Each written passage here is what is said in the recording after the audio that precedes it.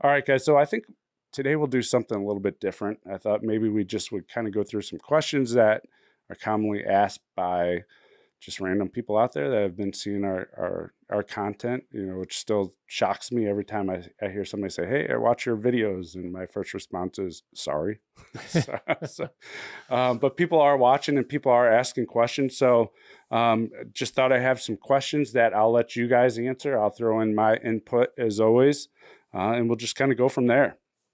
So the first key question is, what are the key factors to consider when evaluating a potential real estate investment property? So what are you looking at when you're looking at a potential real estate deal?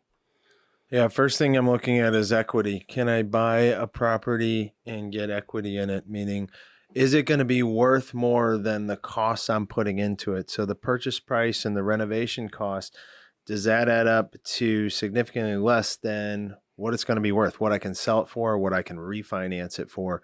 Generally, my rule of thumb is I want to be about 75% into a property of what it's going to be worth. So $100,000 property after we're done renovating, I want to be all in purchase price renovation at 75,000. How hard are those to find?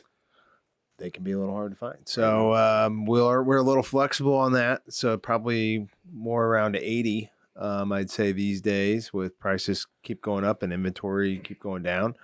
So those are getting a little tighter for sure. Does that number change if you're gonna buy and hold?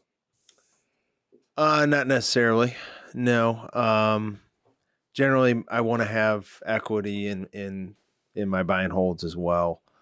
I'm just a firm believer of always having a buffer there, so that if we do have a market correction, I'm not going to be underwater and owe more than the property's worth. That's kind of my biggest fear after seeing what happened in '08 to a lot of investors exiting the market. They owed more than the properties were worth, and that's what took them out. And I think they're not underwater until they sell, right? Like it's always going to rebound. And I think that's where people make the biggest mistake, is like they panic and they're going to sell that property at a loss. Well, real estate has trends, and the trend is if it's going to go down, it's always going to go back up. It always has.